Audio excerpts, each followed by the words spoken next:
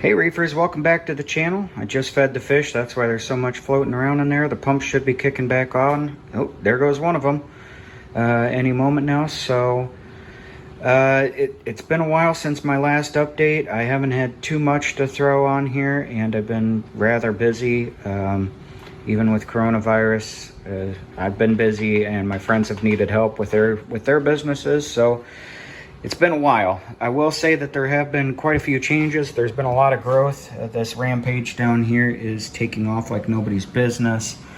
As you will see, I do have some diatoms. My levels of nitrate and phosphate got very low. And I owe most of that due to the algae scrubber, I believe.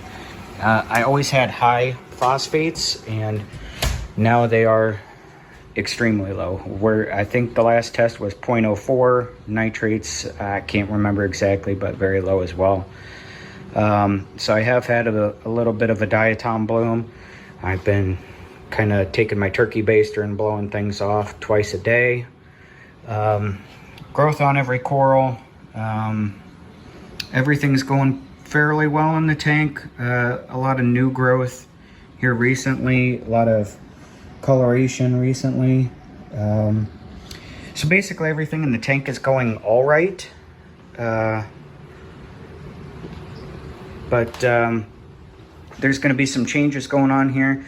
So I did take off I had a problem with my MP40. I have a new wet side ordered, and I believe that it's coming soon. When I made my initial order with Bulk Reef Supply, said that there were 4 or 5 in stock, but they ended up running out, and I believe that they had a couple come in, so I think that that's coming today. But as you could see up there and up there, those are not the MP40 or the MP10. Those are Jabo SOW20s. Down here I have the Jabo SOW15s. They're both running on 100%, but it's on the sine wave, the W2 on the controller. Left this one down off of the hood, off the aquarium hood. They are all linked to master and slave. So a lot of flow going through the tank. I also took down the gyres. I just, with the combination of the gyres and the SOW15s, I don't think I was getting the kind of flow I wanted. And there's so much ramping up and back down. It just wasn't producing enough flow, in my opinion. It was plenty for most people's tanks, but I wasn't seeing the flow in the areas I wanted. And if something's not working for you, change it. So I didn't want to spend another $380 or whatever it is on an MP40, because I don't think that they're as great as everybody says, in my personal opinion. They are great pumps, but the amount of space that they take on the back, the amount of cleaning that I've had to do on them, I kind of prefer the cheaper Jabo way. I think these were $170 for the 2 of those. And if I ever need to replace one, it's going to be, $80. So not that bad a deal. I've used Jabos a ton in here and had relatively good success with them. No, they don't last 5-7 years, but they last long enough and are good performers. So the big change on this video, there are my 2 Orphics, my Orphic Atlantic and the Atlantic Compact. In the back we have the T5 fixture, and both of these are going to be swapped out for the brand new Orphic light bars. I've had the first iteration, back when they were just called the OR20s, 120s for 120 centimeters. Then I had, and those were a blue plus and a UV. The UV was kind of horrible in color. It just turned the whole tank purple, and you saw way too much stuff in there. It just wasn't good coloration. Then with the OR2s, I had both a blue plus and a full spectrum. I forget, Reef Day, I believe is what they call it, which the Reef Day is basically a mini Orphic Atlantic, and those were both 3 watts.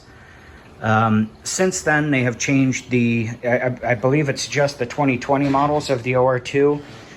In the 120 centimeter, the 4-footer, they were 5-watt LEDs. Now on the OR3s, which is what these are the 5-watt, and this is a 3-foot fixture. The reason I went with 3-foot fixture and the reason I got rid of my OR2s is when I built this canopy, they weren't even close to fitting in there. They say they're 48 inches, but with this nut, with this wire coming out of here, you can only bend and press it. You only want to try and twist it so much too. So it ends up being quite a bit longer than that. That's why I got this 3-foot bar. I can hold this. Well, I'll show you here in a little bit. It basically goes the full distance, just like the Atlantic, which gives me tons of coverage. As you can see, there's 3 fingers of space. And this is how they come wrapped. They're fully plastic wrapped. It has a switch that has a water kind of cover on it.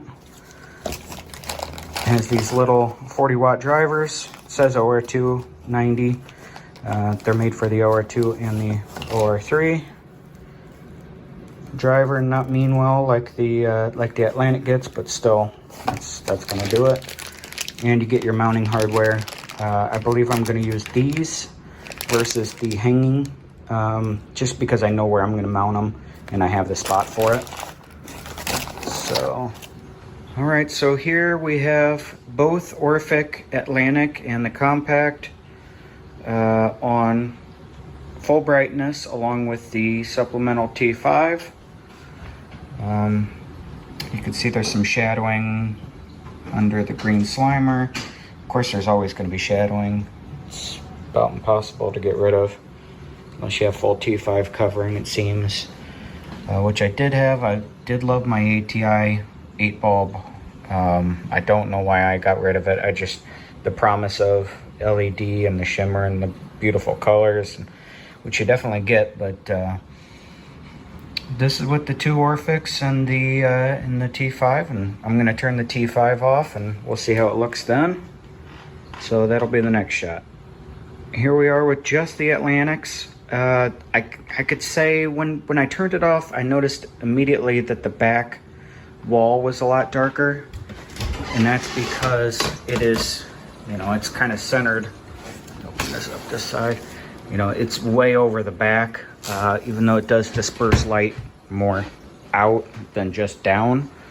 The back became noticeably darker.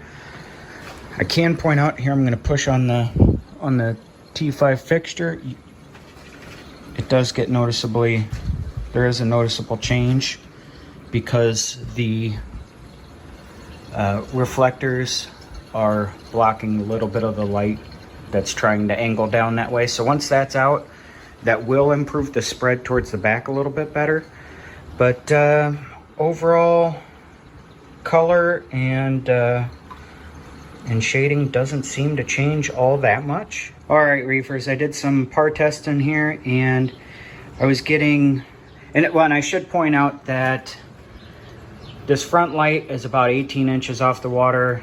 The back one is about 13, 14 inches off the water, and this one's on the very front of the tank. That one, it does come out, I think it's 4 inches away from the wall, but with this big double barrel overflow system, you kind of have to do that anyway because that takes up so much space. That being said, on the top of the purple stylo, I was getting a little bit over 100 par. Up here on the mag rack, I was getting about 50 to 60.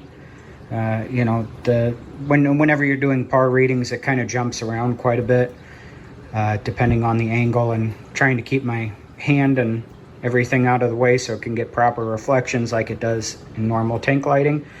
I will say it seems to add about 50 throughout the whole tank, even way down here on this bottom rock in the middle of the tank where it's not getting the most light. It was still getting around 40 par there. that being said, with all of the with the Atlantic and the Atlantic Compact on, I think the highest number I got was on top of the purple stylo, and that was around 440.